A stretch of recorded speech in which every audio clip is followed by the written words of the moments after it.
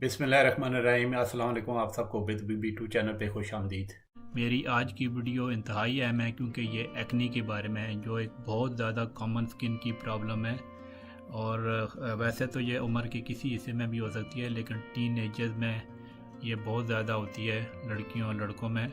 और इस वजह से काफ़ी सोशल प्रेशर भी होता है और कई तो बेचारे ऐसे इस तरह इस बीमारी में बहुत ज़्यादा परेशानी का शिकार होते हैं। इवन कुछ तो लड़कियों के या लड़कों के भी इवन रिश्ते भी नहीं हो पाते इसी वजह से, एक्नी की प्रॉब्लम की वजह से।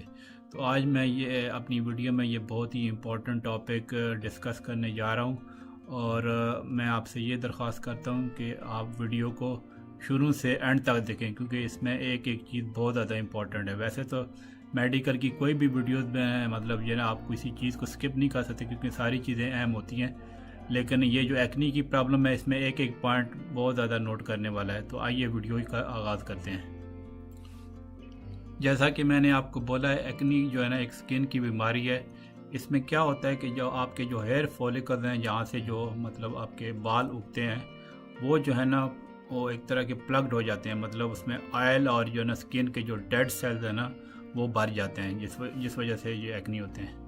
इससे ये क्या होता है कि कई आपके जो है ना उसकी स्किन पे वाइट हेड्स, ब्लैक हेड्स और पिंपल्स बनना शुरू हो जाते हैं। मैं आपको आगे जाके बताता हूँ कि ये वाइट हेड, ब्लैक हेड्स वगैरह क्या होते हैं, ठीक है।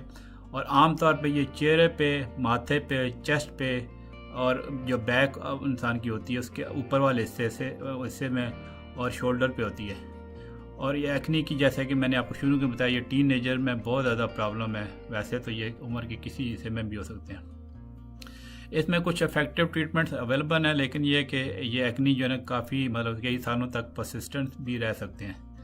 फिर जो आपके जो इसमें एक्नी के जो पिंपल्स और जो बम्प्स जो है ना वो बहुत स्लोली हील होते हैं। और कभी कभी ये भी होता है कि आपका जो मतलब एक दो दाने वो ठीक हो रहे हैं तो दूसरे नए निकलना शुरू हो जाते हैं।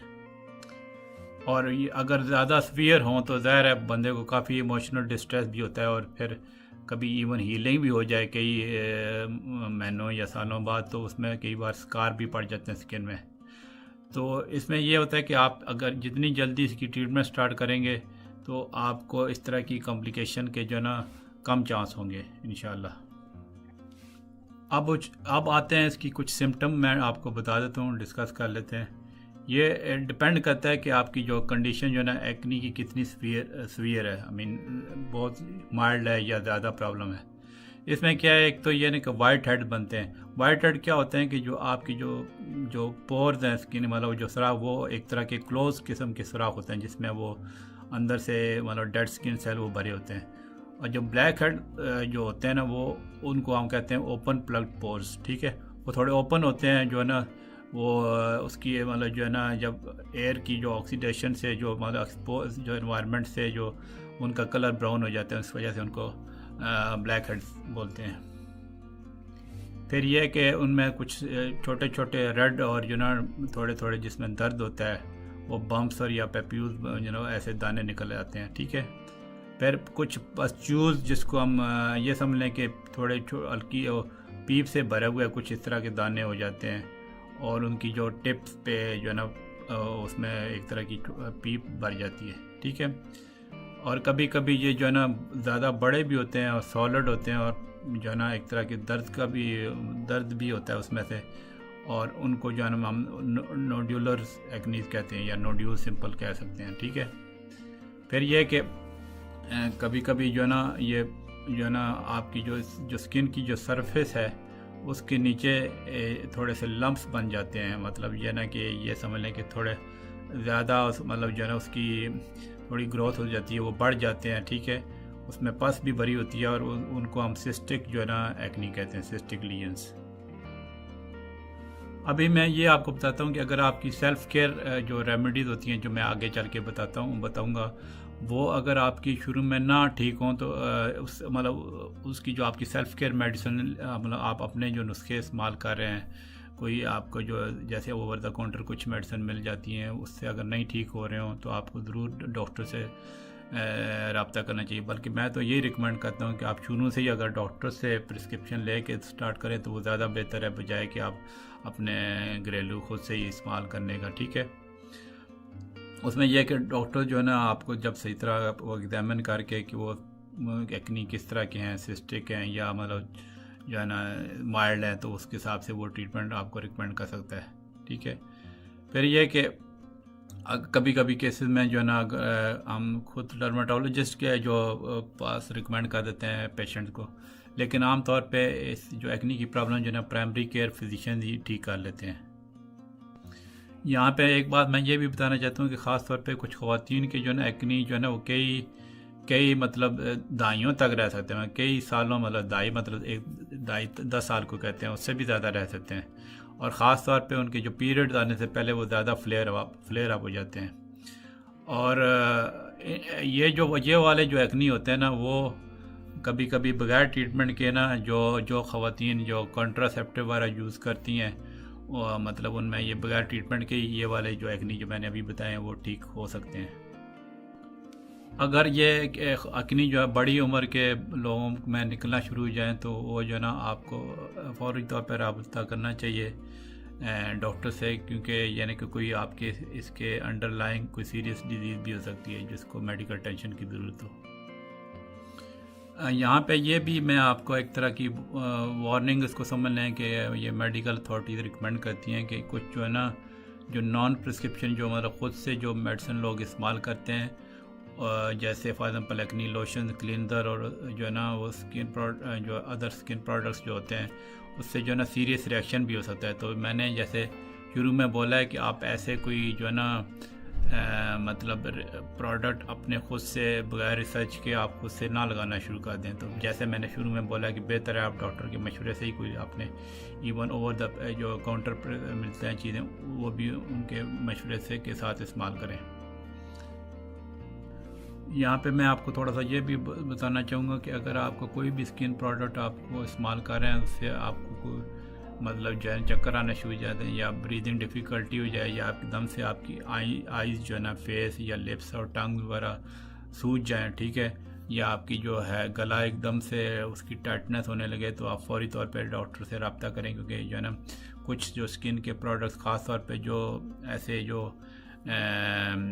आते हैं जो मतलब जो है ना ब्रांडेड नहीं होते, जो मतलब जो है ना इतने वो अच्छे नहीं होते उनका जो है, तो उससे वो रिएक्शन भी हो सकता है, जैसा मैंने आपको थोड़ी देर पहले बताया। अब मैं आपको एक्नी होने की रीज़न बताता हूँ, मतलब क्या पॉजिटिव फैक्टर्स हैं कि किस वजह से एक्नी होते हैं।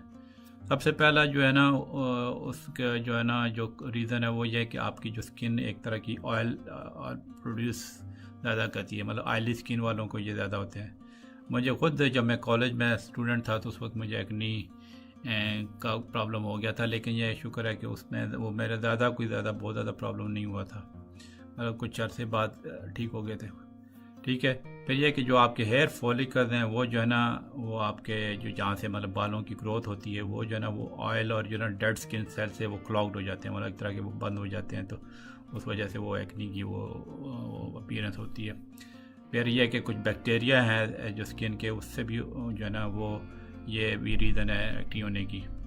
फिर एंड्रोजन आपका जो हार्मोन है वो ख़ास तौर पे जब यंग टीनेजर होते हैं तो आपकी बॉडी में हार्मोन ज़्यादा रिलीज़ होते हैं, ठीक है, तो उसकी जो हार्मोन की जो एक्टिविटी है उसकी वजह से भी जो है ना ज़्यादा एक्टिविटी होने की वजह से भी आपको एक्नी निकल आते हैं।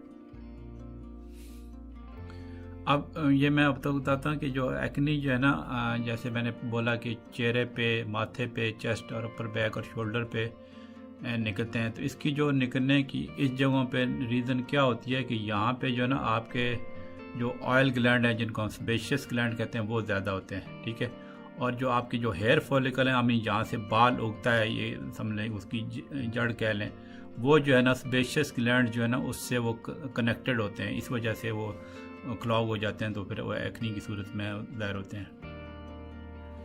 फिर यह कि जो आपका जो फॉलिकल है जो उसका हेयर फॉलिकल बाद उसकी जो वॉल है वो ये ना कि वो बल्ज कर सकती है, जिसकी वजह से वाइट हेड प्रोड्यूस होता है, ठीक है, जो उसका वो जो उसका जो प्लग है, ठीक है, वो आपकी सरफेस से ना जो मतलब जो स्किन की सरफेस है वो ओपन होता है और डार्क हो जाता है, जिसको हम ब्लैक हेड कहते हैं, ठीक है। अब मैं आपको ये डिफरेंस बता रहा हूँ जो मैंने कहा था शुरू में कि मैं इनको वाइट हेड और ब्लैक हेड का डिफरेंस बताऊँगा, ठीक है। और जो ब्लैक हेड जो है ना वो ऐसे आमतौर पे लोग समझते हैं कि वो जो है ना एक तरह की उसमें गंदगी जमा हो गई है, डर मतलब जो है ना उन पोर में लोग यही समझते हैं, लेकिन असल में क्या होता है कि जो आपका जो वो पोर है ना वो मतलब बैक्टीरिया से और ऑयल से वो जो है ना कंजेस्टेड हो जाता है, और वो जो है ना जब आपका जो हवा से एक्सपोज होते हैं, बैरूनी मतलब एयर से एक्सपोज होते हैं, तो वो आपका उसका जो है ना उसका रंग जो है ना ब्राउन हो जाते हैं। इस वजह से हम उसको ना ब्लैक हेड बोलते हैं। तो ये आपको अभी पता चल गया जो वाइट हेड और ब्लैक हेड, मतलब वाइट हेड एक तरह के क्लोज पोर समझ लें और ब्लैक हेड जो है ना ओपन पोर समझ लें, ठीक है।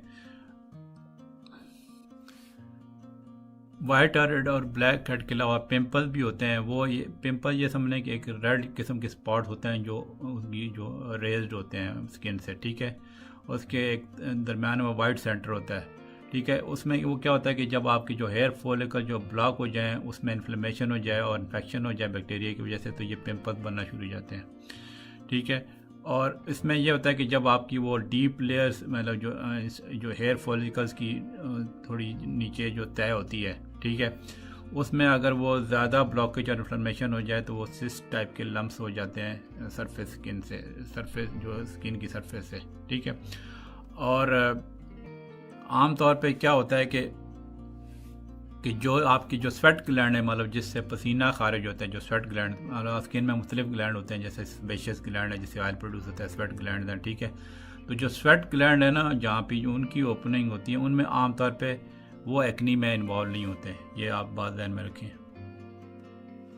अब मैं आपको बताता हूँ कि क्या क्या ऐसे फैक्टर हैं जिससे आपके एक्नी जो है ना ज़्यादा सीरियस मतलब वर्स हो सकते हैं, ठीक है।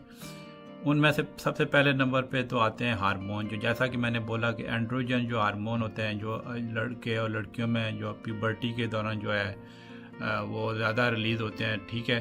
तो उसकी वजह से आपका जो स्पेशियस ग्लैंड है मतलब जिससे जो ऑयल वाले ग्लैंड जो बनते हैं वो बड़े हो जाते हैं और उससे ज़्यादा सीबम जो मतलब ऑयल की ऑयली सिक्रीशन वो ज़्यादा बनता है, ठीक है।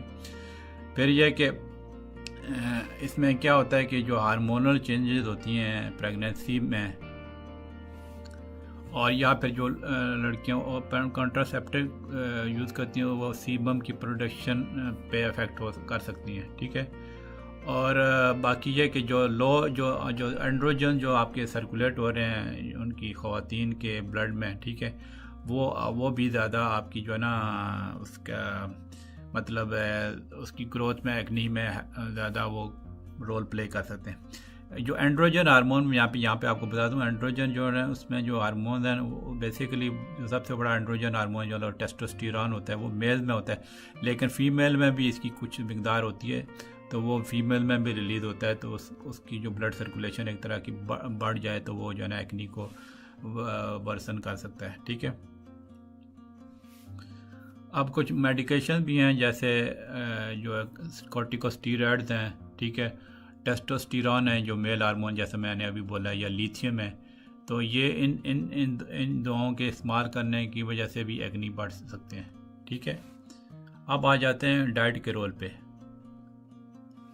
इसमें काफ़ी स्टडीज़ हुई हैं जिसमें यह है कि जो कुछ चीज़ें हैं जैसे स्किम मिल्क है, ठीक है, या जो कार्बोहाइड्रेट रिच फूड हैं जैसे ब्रेड, बैगल्स और चिप्स वगैरह, ठीक है, जो बैगल्स शायद वो खमीरी रोटी और इस तरह की वो चीज़ें वो होती हैं उसको कहते हैं, तो उस तरह की जो ना चीज़ें इनको बढ़ा सकती हैं, ठीक है।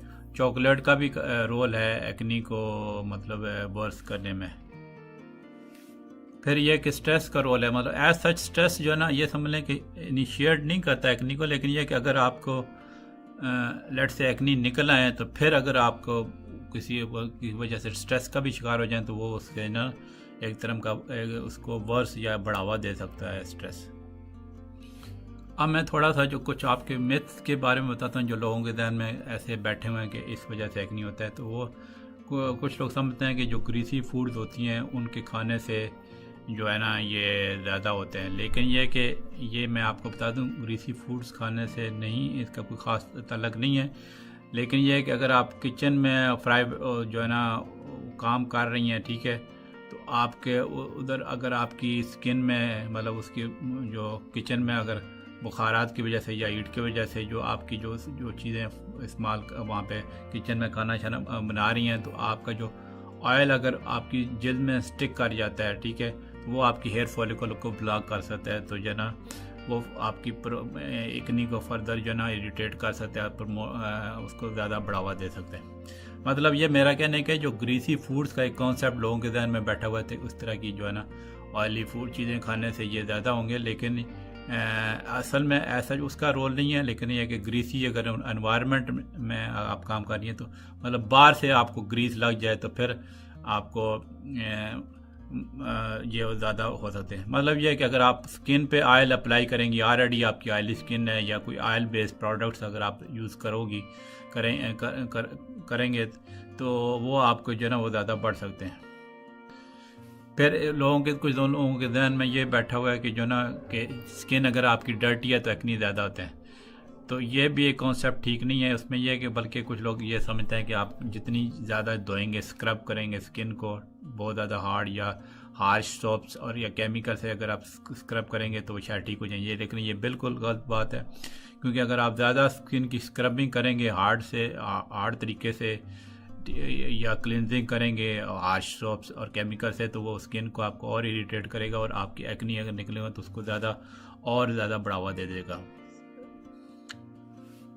फिर ये कि कुछ लड़कियों के जहन में ये भी बैठा हुआ है कि कॉस्मेटिक्स से ये जो ना आप लगाने से एक्नी बढ़ सकते हैं, ठीक है। तो इसमें भी ये एक कॉन्सेप्ट क्लियर करने की ज़रूरत है कि जो ऑयल फ्री कॉस्मेटिक्स होते हैं ना, ऑयल फ्री मेकअप होता है जो आपके पोर्स को क्लॉग नहीं करता, मतलब बंद नहीं करता, उनको नॉन कमीडोजेनिक्स बोलते हैं, ठीक है। फिर आप अपना मेकअप वगैरह रेगुलरली रिमूव करती हैं, उसके मतलब नॉन ऑयली कॉस्मेटिक्स वगैरह या यूज़ करती हैं जैसे मैंने बोला है, तो वो आपकी जो ना उसकी उससे वो नहीं होता है ऑयली बेस्ड प्रोडक्ट से। मतलब मेरा कहना क्या है कि अगर आप कोई ऑयली कोई मेकअप में ऐसी चीज़ें हैं जिसमें ऑयल बेस्ड कोई आपके फार्मूलाज हैं तो वो आपकी बढ़ा सकते हैं, लेकिन नॉन ऑयली जो या वाटर बेस्ड फार्मूलाज है ना वो आपकी एक्नी को बढ़ावा नहीं देते हैं, ठीक है। तो ये आप जहन में रख लें कि सारे कॉस्मेटिक्स जो ना ख़राब नहीं होते, जो नॉन ऑयली कॉस्मेटिक्स ठीक रहते हैं, ठीक है।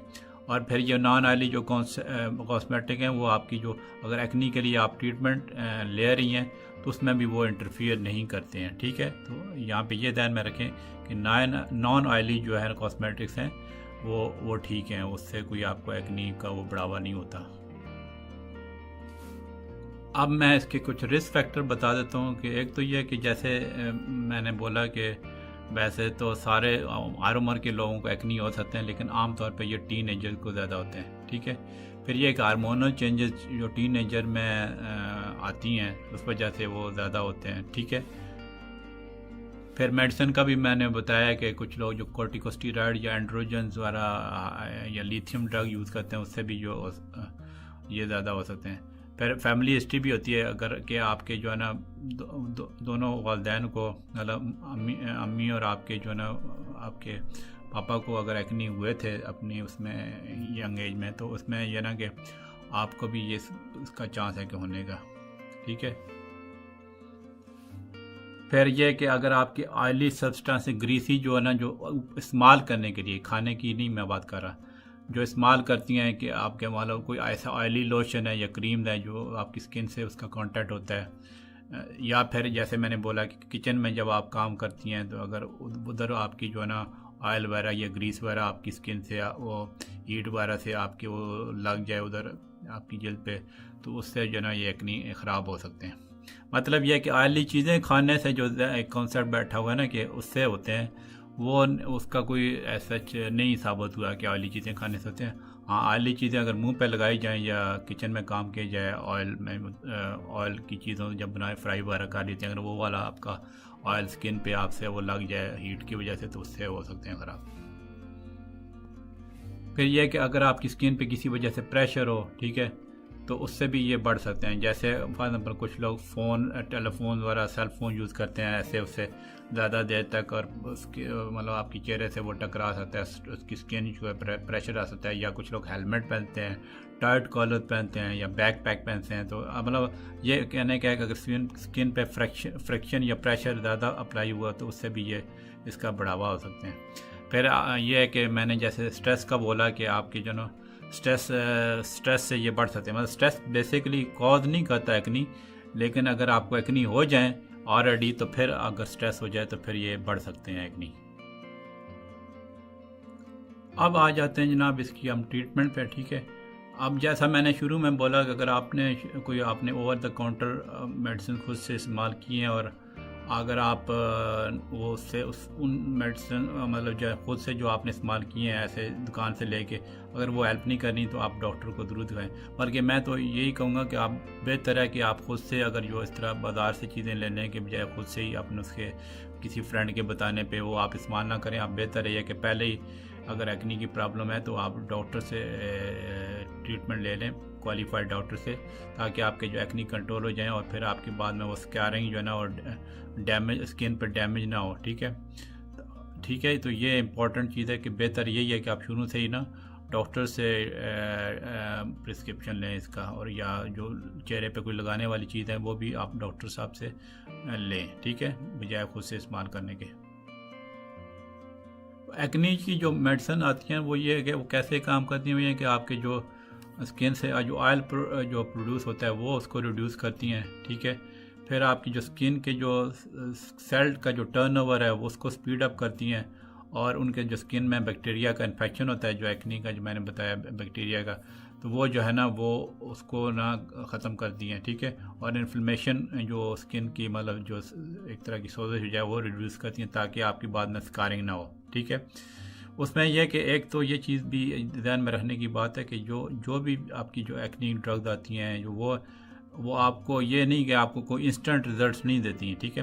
ख़ास तौर पे शुरू के 4-6 हफ्ते 8 हफ्ते जो है ना वो आपको रिजल्ट इतने नहीं अच्छे आएंगे। तो ये आप ध्यान में रख लें कि कोई आपको इस तरह की कोई ट्रीटमेंट अगर आपको कोई यूट्यूब पे या कोई ऐसे रिकमेंड करता है जी ना रातों रात एक्नी ठीक हो जाए, तो वो सब जो है ना झूठ ऐसे ही मतलब जो है ना वो मतलब फजूल बात करते हैं। तो इसलिए मैंने बताया ना कि मेरे जो चैनल बनाने का यही मकसद है कि ये जो धड़ाधड़ वीडियोस बन रही हैं कि ये जनाब ले लें और पता नहीं क्या क्या हो जाएगा, और 2-3 दिन में एक रात में ये ठीक हो जाएगा फलां, ये सब जो है ना ऐसी फजूल वीडियोस हैं, तो उन पे आप ध्यान ना दें।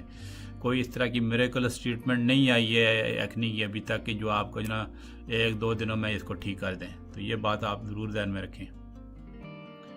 फिर ये कि ये भी बात ध्यान में रखें कि आप मैंने बोला ना जैसे 6-8 हफ्ते आपको शुरू में इतने रिजल्ट नहीं आएंगे, तो उस दौरान आपकी स्किन जो है ना उसकी जो है ना वो जब ट्रीटमेंट कर रही हो तो उसकी जो स्किन है ना वो एक तरह की वर्स भी हो सकती है। मतलब थोड़ा सा ना आप जो है ना ये समझ लें कि जब आप प्रॉपर अगर डॉक्टर ने भी प्रिस्क्राइब जो मेडिसिन लिख के दिए ना वो उससे भी आपको स्किन का थोड़ी बहुत रेडनेस हो सकती है। उसके बाद मतलब 6 से 8 हफ्ते के बाद वो बेटर होना शुरू हो जाती है। फिर यह कि कई हफ्ते, महीने और इवन साल लग सकते हैं आपको बिल्कुल जो एक्नी, अगर आप ये सोचें ना कि ख़त्म हो जाएंगे, वो बिल्कुल इतना जल्दी नहीं ख़त्म होते। कई हफ्ते, महीने बल्कि साल भी लग सकते हैं। अब यह कि मैं ये कहना चाहता हूँ कि एक तो जब आपने क्वालिफाइड डॉक्टर से ट्रीटमेंट ली है तो पहले से तो 6 से 8 हफ्ते तो आप एक्सपेक्ट ही ना करें ना कि ये रिजल्ट आएंगे, बल्कि उन 6-8 हफ्तों में जब आप मेडिसिन वगैरह लगा रही हैं, जब कोई ओरल ट्रीटमेंट ले रही हैं, तो उससे आपको थोड़ा बहुत रेडनेस या थोड़ी बहुत आपको लगेगा कि ये नहीं, ये तो ठीक नहीं हो रहे, या उसकी आपकी थोड़ी बहुत माइल्ड स्किन की इरिटेशन हो सकती है, लेकिन घबराए नहीं है। वो आमतौर पे शुरू में जब दवाई जो है ना अप्लाई करते हैं, कोई भी दवाई आप अप्लाई करते हैं बहुत अच्छी से अच्छी, तो थोड़ा बहुत तो आपको वो स्किन की रेडनेस होएगी, ठीक है। तो इस वजह से मैं ये कहना चाहता हूँ कि ये कुछ हफ्ते, महीने और साल भी इसको बिल्कुल ख़त्म होने में लग सकते हैं। फिर हम जब ट्रीटमेंट देते हैं पेशेंट्स को तो उस पर ये भी डिपेंड करता है कि आपकी एज कितनी है, आपकी एक्नी की प्रॉब्लम कम है या ज़्यादा है, ठीक है। फिर आप क्या चीज़ आप कितनी मतलब उसका बिलिंग है उसके अप्लाई करने में, ठीक है, ठीक है। फिर यह कि उसमें यह भी होता है कि आपको जो है ना आमतौर पे जो मैं अभी आगे इलाज की तरफ आऊँगा कि आपकी जो एप्लीकेशन है स्किन पे जो मेडिसिन अप्लाई करनी वाली होती है वो आमतौर पे 2 दिन में 2 दफ़ा अप्लाई करनी पड़ती हैं कई हफ्तों तक, ठीक है। और इसके साथ साथ कभी कभी हम ये भी रिकमेंड कर देते हैं कि आप ओरली भी ट्रीटमेंट लें। मतलब एक तो आप फेस पे जो लगा रही हैं ट्रीटमेंट, और फिर ओरली भी ट्रीटमेंट जो है ना वो कभी कभी कम्बिनेशन में दे देते हैं। लेकिन अगर कोई ख़ातून जो है मतलब प्रेग्नेंट है, ठीक है, या तो वो उनको हम जो है ना आमतौर पे ओरल प्रिस्क्रिप्शन जो है ना वो नहीं देते हैं, ठीक है, क्योंकि उनके कुछ साइड इफ़ेक्ट्स हो सकते हैं, ठीक है।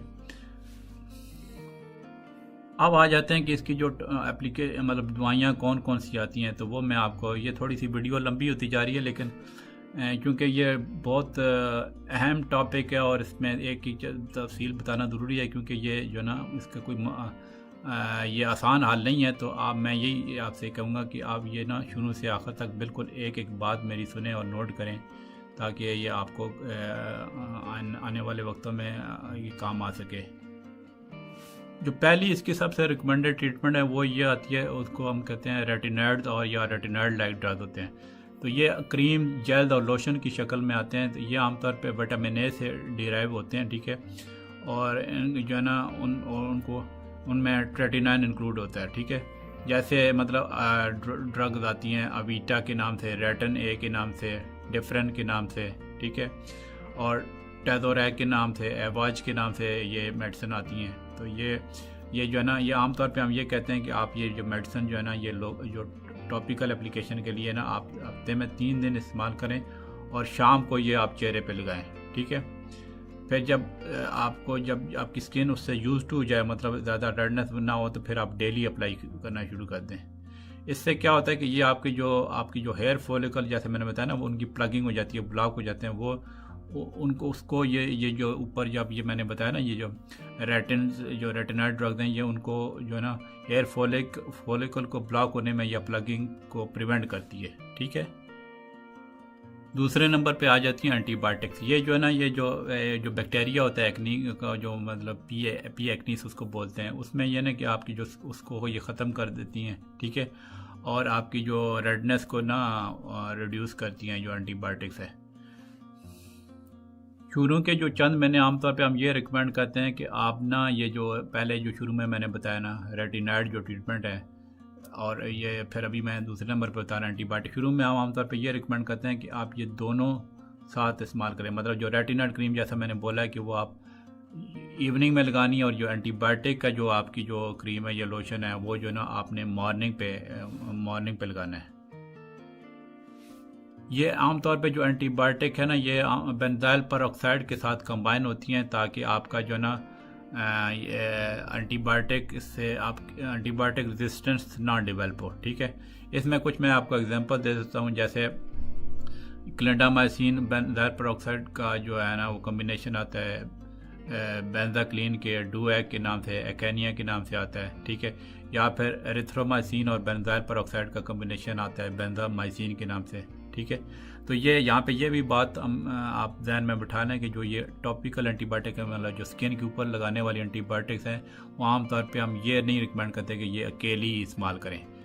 समझ रहे हैं? मतलब ये है कि मेरे कहने के, जैसे मैंने आपको रेटिनॉइड क्रीम का शुरू में बताया, उसके साथ ये हम कम्बिनेशन में एंटीबायोटिक देते हैं। ये नहीं देते कि आप सिर्फ एंटीबायोटिक से जो स्किन पे लगाने वाली उससे काम चल जाएगा, ठीक है। ये बात आप ध्यान में रखें। यानी मैंने रेटिनॉइड का बताया कि आपने वो इवनिंग में लगानी है, और ये वाली जो एंटीबायोटिक बेंजाइल परऑक्साइड के साथ जो कम्बिनेशन है, ये आपने मॉर्निंग में लगानी है। फिर इसमें एक और भी कुछ प्रोडक्ट आते हैं, जैसे एज़ैलिक एसिड और सैलिसिलिक एसिड। एज़ैलिक एसिड जो होता है ना, एक नेचुरली अकरिंग जो ना एक एसिड है, जो होल ग्रेन सीरियल और एनिमल प्रोडक्ट्स में आता है। इसमें ये कुछ एंटीबैक्टीरियल प्रॉपर्टी होती हैं, इसलिए ये यूज़ करते हैं स्किन पे। मतलब तो यह है कि जो 20% जो एज़ैलिक एसिड क्रीम जो है ना, वो कन्वेंशनल जो एक्नी क्रीम से काफ़ी बेहतर है, ठीक है। ख़ास तौर पे अगर जो है ना, मतलब जो है ना, अगर आप 4 हफ्ते तक आप दिन में 2 बार इस्तेमाल करें। और ये एज़ैलिक एसिड क्रीम का मैंने बल्कि जो बताया ना कि इफ़ेक्टिव है, मतलब जो कन्वेंशनल क्रीम से उससे बेहतर भी या उससे मिलता जुलता भी इसका रिस्पॉन्स आ सकता है। लेकिन ये अगर जो एज़ैलिक एसिड की क्रीम अगर आपको एंटीबायोटिक एरिथ्रोमाइसिन की दे जाएँ, तो इसका और ज़्यादा अच्छा असर होता है।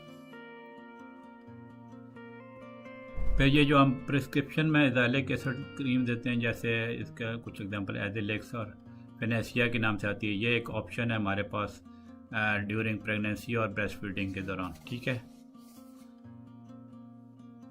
इसके अलावा एक डेप्सोन क्रीम 5% जेल भी आती है एक्स जोन के नाम से, वो भी जो ना अगर जो एक्नी जो ख़ास तौर पे अडल्ट फीमेल में होते हैं, जिनके इन्फ्लेमेटरी टाइप के एक्नी, मतलब ज़्यादा एक तरह की रिएक्शन वाले सोजिश वाले जो एक्नी होते हैं, उनको जो नाम डेप्सोन जो या जिसका नाम एक्सोन के नाम से 5% जेल होती है, वो आप ट्वाइस डेली रिकमेंड कर सकते हैं। ठीक है, इसके थोड़ा बहुत ये ना कि रेडनेस और या ड्राइनेस इससे हो सकती है इस डेप्सोन से स्किन की।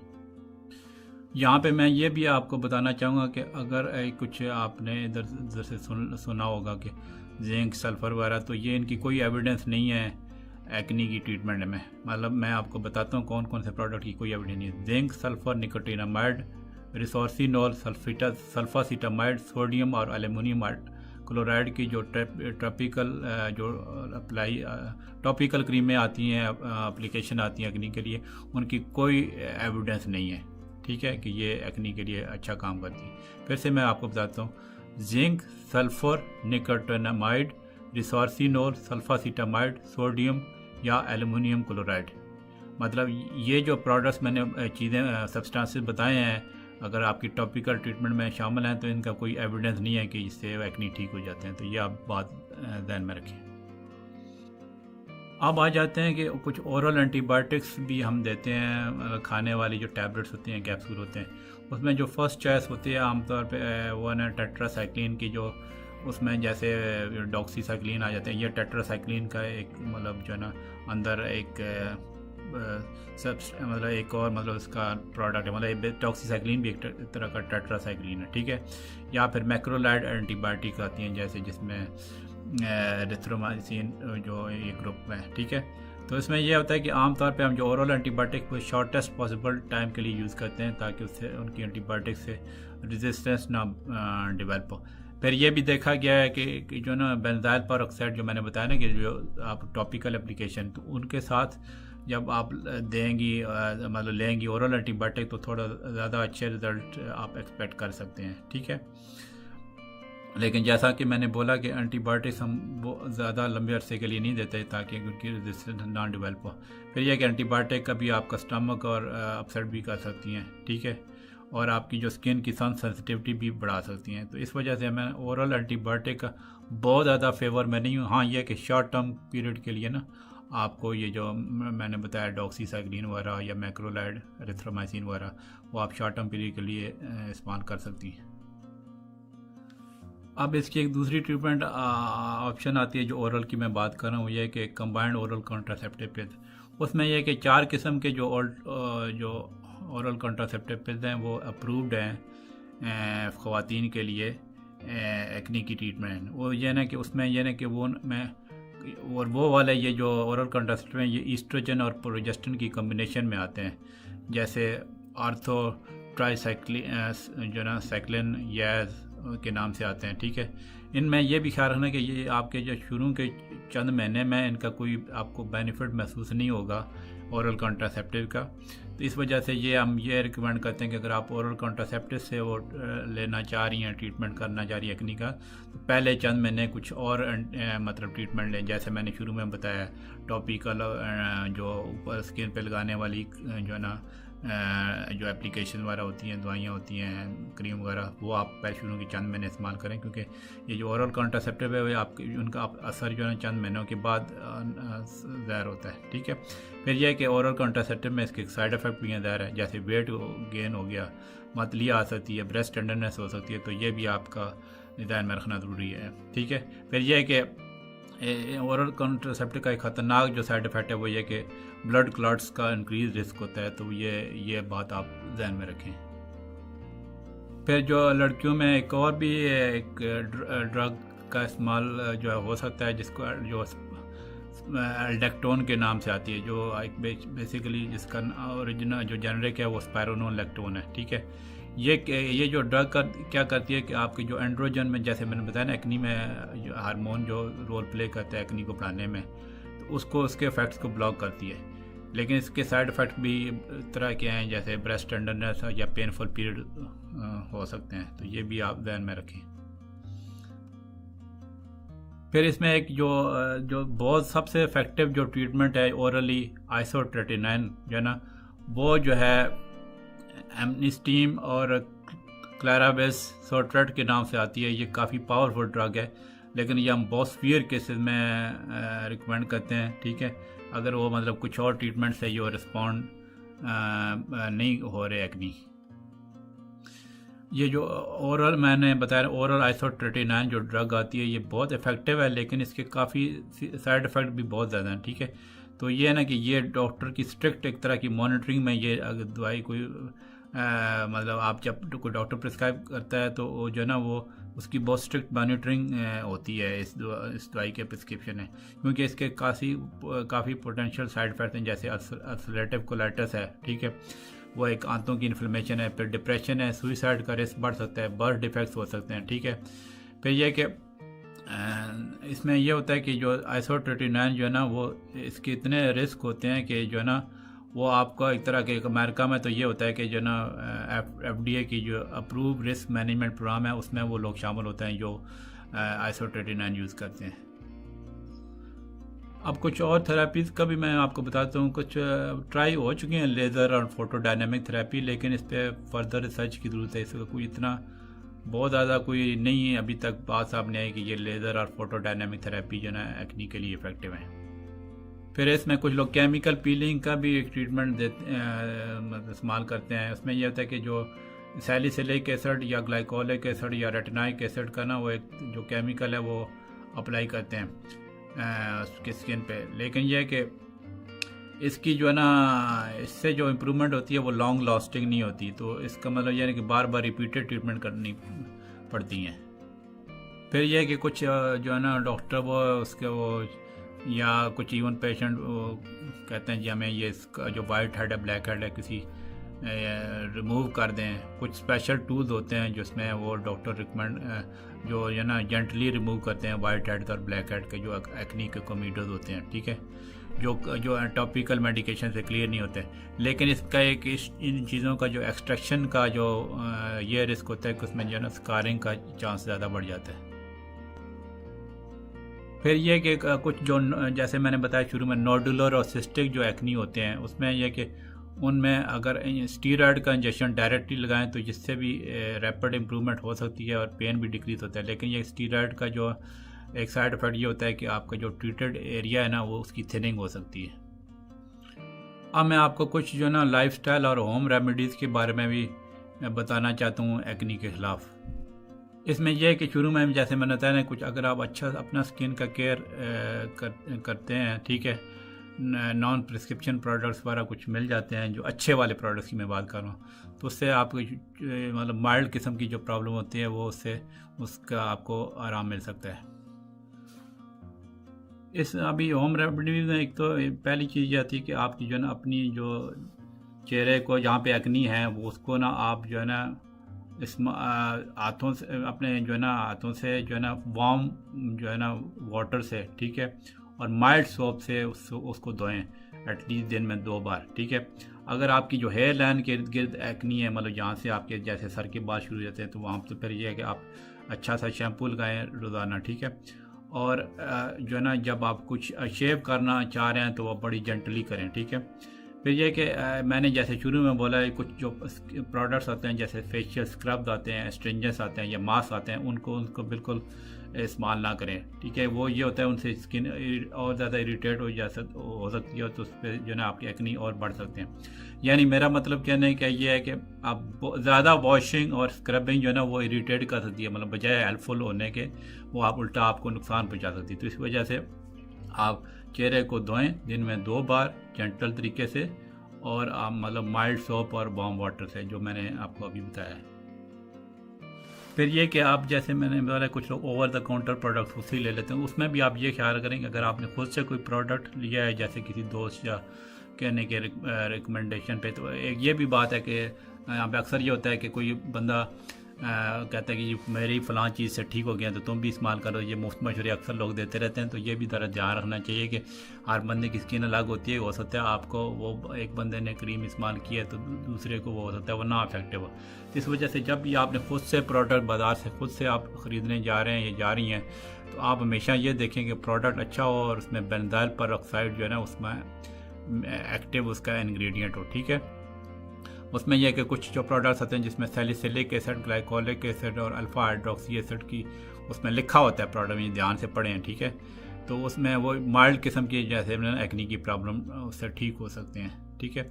और ये जो नॉन प्रिस्क्रिप्शन एक्नी मेडिकेशन के शुरू में कुछ साइड इफ़ेक्ट्स होते हैं जैसे रेडनेस, ड्राइनेस वगैरह होगी, जो आमतौर पे जो है ना 1 महीना लगाने के बाद जो है ना वो कम हो जाते हैं। लेकिन यह कि यहाँ पे मैंने जैसे बोला है पहले कि बेहतर यही है कि आप एक्नी की ट्रीटमेंट डॉक्टर के मशवरे से स्टार्ट करें, ठीक है। फिर यह कि इसमें कुछ इरिटेंट्स जो प्रोडक्ट्स होते हैं जैसे ऑयली या ग्रीसी कॉस्मेटिक्स होते हैं, सनस्क्रीन वगैरह होती हैं, हेयर स्टाइलिंग के प्रोडक्ट्स होते हैं या एक्नी कंसीलर होते हैं, ठीक है, वो जो है आप उनसे परहेज़ करें, उससे आपकी ये प्रॉब्लम बढ़ सकती है। और जो प्रोडक्ट जिसमें लिखा होता है वाटर बेस्ड, ठीक है, वो आप इस्तेमाल कर सकती हैं। मतलब जो ऑयल बेस्ड प्रोडक्ट्स आप ना इस्तेमाल करें, वाटर बेस्ड प्रोडक्ट्स इस्तेमाल करने से आपकी जो ना वो नुकसान नहीं होगा। फिर यह कि आपकी जो अपनी जो स्किन है उसको सन से बचाएं, ठीक है, क्योंकि धूप में जो ना ये एक्नी बढ़ सकते हैं। और फिर यह कि कुछ एक्नी की मेडिकेशन आती हैं जो आपकी जो धूप में से जब वो अप्लाई आपने एक्नी की मेडिकेशन अप्लाई करती हैं तो आपको जो सन रे से धूप से वो ज़्यादा आपको एक तरह का नुकसान पहुंचा सकती हैं, ठीक है। तो आप ये इस वजह से ना कि आप अपनी डॉक्टर से ज़रूर आपको बताएं कि आप कौन सी मेडिसिन यूज़ कर रही हैं ताकि आपको जो है ना वो अच्छी तरह अंदाज़ा हो, ठीक है। और जैसा कि मैंने बोला है कि नॉन ऑयली जो चीज़ें मेडिसिन जो है ना अप्लाई करने के लिए वो इस्तेमाल करनी चाहिए, ठीक है। और आप जो है ना आप रेगुलरली जो है ना नॉन ऑयली मॉइस्चराइज़र जो है ना जिसमें सनस्क्रीन होती है वो यूज़ कर सकती हैं, ठीक है। वैसे कुछ सनस्क्रीन होती हैं जो ऑयली बेस्ड होती हैं वो ना यूज़ करें, जो मॉइस्चराइज़र आते हैं जिसमें सनस्क्रीन जो जो है ना नॉन ऑयली होता है वो आप यूज़ कर सकती हैं। फिर ये मैंने बोला है ना कि जैसे कुछ जो स्किन की फ्रिक्शन और प्रेशर से कुछ चीज़ें एक्नी वगैरह बढ़ जाते हैं, जैसे बताया ना फ़ोन, हेलमेट्स, टाइट कॉलर से, तो आप जो है ना ये ऐसे प्रेशर स्किन पे आप अपनी जो है ना आने दें, ठीक है। फिर यह कि कुछ लोगों को ये भी होता है कि जी आप खुद से वो एक्नी को ना वो खाड़ना शुरू कर देते हैं, तो ये भी एक डेंजरस चीज़ है, उससे बढ़ सकते हैं। मतलब यह कि अगर आपकी एक्नी निकले हुए हैं तो खुद से अपने उसको गुस्से में आके या फ्रस्ट्रेट होकर ना वो खुद से उसको ना निकालना शुरू कर दें, वो आपकी एक तो एक्नी भी बढ़ सकते हैं, फिर इन्फेक्शन का और स्कारिंग का भी ज़्यादा चांस हो सकता है, ठीक है। फिर यह कि आप जब भी कोई बहुत ज़्यादा एक्सरसाइज स्वेटी कर रहे हैं तो आप लाजमी उसके बाद आप नहाएं, ठीक है, ताकि आपकी जो स्किन पे ऑयल और स्वेट जो है ना वो ख़त्म हो जाए। कुछ ऑल्टरनेटिव मेडिसिन भी आती हैं जैसे प्रोबायोटिक्स, ओरल जिंक, जो है ना वो टॉपिक जो टी ट्री ऑयल है, ये जो बड़े इश्तिहार आप देख रही होती हैं फेस ऑयल वगैरह, तो ये जो है इनका कोई ऐसा सही रिसर्च नहीं आई है। तो बेहतर यही है कि अगर आपको इस तरह की ऑल्टरनेटिव मेडिसिन यूज़ करना चाह रहे हैं तो आप डॉक्टर से मशवरा लें, ऐसे ना लें। बल्कि बेहतर मैं यही कहूँगा कि ये ऑल्टरनेटिव मेडिसिन आप अवॉइड ही करें, बेहतर है, ठीक है। तो बस ये स्किन का आप ख्याल रखें, जैसे मैंने बोला कि आप जो है ना कोई भी एक्सरसाइज आप ज़्यादा करते हैं जिसमें स्वेटिंग वगैरह और जो है ना आ रही हो, इसमें ऑयल आपका स्किन में ज़्यादा प्रोड्यूस हो, तो उसके बाद आप ज़रूर अपना शावर लें, ठीक है, अपनी स्किन को साफ़ सुथरा रखें। लेकिन मैंने जैसे बोला है ना कि बहुत ज़्यादा स्क्रबिंग और बहुत ज़्यादा हार्ड सोप नहीं यूज़ करने, वो उल्टा आपका असर दिखा देते हैं। दिन में 2 बार आप जेंटली आप गर्म पानी से अपना मुँह धोएँ, ठीक है, और जो है ना ताकि आपकी जो है ना वो स्किन ठीक रह सके। कहने का मतलब ये ना कि जो स्क्रबिंग, फेशियल जो स्क्रब, एस्ट्रिंजेंस और मास्क वगैरह से परहेज़ करें। जो भी चीज़ें स्किन को आप इरिटेट करती हैं, आपकी स्किन को इरिटेट कर सकती हैं, उससे आप परहेज़ करें। एक्सेसिव जो वॉशिंग है या स्क्रबिंग है वो इरिटेट करेगा आपको, तो ये बात आप ज़रूर ध्यान में रखें, ठीक है। वीडियो थोड़ी लंबी हो गई थी क्योंकि ये बहुत बड़ा टॉपिक है एक्नी का, लेकिन यह कि मैंने कोशिश की है कि वैसे तो ये कई घंटे वाली वीडियो बन सकती थी, लेकिन ये मैंने कोशिश की है कि कम से कम वक्त में आपको ना ज़्यादा से ज़्यादा मुफीद मालूमात पहुँचाऊँ। मुझे उम्मीद है कि आपको ये वीडियो पसंद आई होगी, ख़ास तौर पे जो जिन लोगों की एक्नी की प्रॉब्लम है, टीनेजर्स वगैरह हैं, वो लोग वो जो है जिनको ज़्यादा ये होते हैं, ये ज़रूर वीडियो देखें और बाकी सब दोस्तों से शेयर करें। और अभी तक अगर आपने चैनल सब्सक्राइब नहीं किया तो ज़रूर करें, ठीक है। और मेरे चैनल में जो है ना बहुत सारी मालूमाती वीडियो होती हैं, मैं बहुत सारी कॉमन प्रॉब्लम जो डिस्कस करता हूँ, ठीक है, जो मैंने अक्सर वो केसेस जो है ना वो मैंने अपने क्लिनिकल प्रैक्टिस में देखे होते हैं, उनका ट्रीटमेंट की होती है। तो मतलब काफ़ी जो बातें हैं वो मेरी सिर्फ ये है कि मेरी स्टडीज़ की बेसिस पे नहीं होती, मैंने अपना एक्सपीरियंस भी उसमें शामिल होता है। इसी वजह से वीडियो मेरी जो है ना वो बिल्कुल बीच में से स्किप करके ना देखा करें, शुरू से आखिर तक सारी चीज़ें देखा करें ताकि आपको एक एक पॉइंट की अच्छी तरह समझ आ जाए। और अगर आपको वीडियो ये पसंद आती है तो प्लीज़ आप जो है ना बिल्कुल आप घबराए नहीं, वो ये नहीं है कि आपको कोई नुकसान नहीं होगा, आप दूसरों को फ़ायदा ही बल्कि पहुँचाएंगे अगर आप शेयर करेंगे। आप बहुत सारे शेयरिंग मीडियम अवेलेबल हैं, जैसे फेसबुक है, ट्विटर है, ठीक है। तो आपको वीडियो पसंद आती है तो आप ये है कि एक तो ज़ाहिर आपका भी भला होगा वीडियो देखने से, फिर यह है कि आप जो है ना शेयर करें। जो लोग ख़ास तौर पे ये बहुत बड़ी हमारी ये एक्नी की वजह से, जैसे मैंने शुरू में बोला, काफ़ी लोगों के इवन रिश्ते भी नहीं सही तरह होते और बड़े इस चीज़ के लोग फ्रस्ट्रेटेड होते हैं। मैंने जब हम लोग कॉलेज में पढ़ते थे तो काफ़ी मेरे साथ क्लास वालों के बहुत ही ज़्यादा तंग थे एक्नी से, तो बड़े एक तरह की वो एक तरह का कई बात उनको बेचारों को परेशानी और डिप्रेशन में चले जाते थे, ठीक है। तो एनीवेज तो आप ये वीडियो ज़्यादा से ज़्यादा शेयर करें और जो है ताकि आइए दूसरों को भी बहुत ज़्यादा इससे फ़ायदा पहुंच सके। बहुत बहुत शुक्रिया वीडियो देखने का, ठीक है। इंशाल्लाह मिलते हैं अगली वीडियो में। Thank you very much. अल्लाह हाफ़िज़।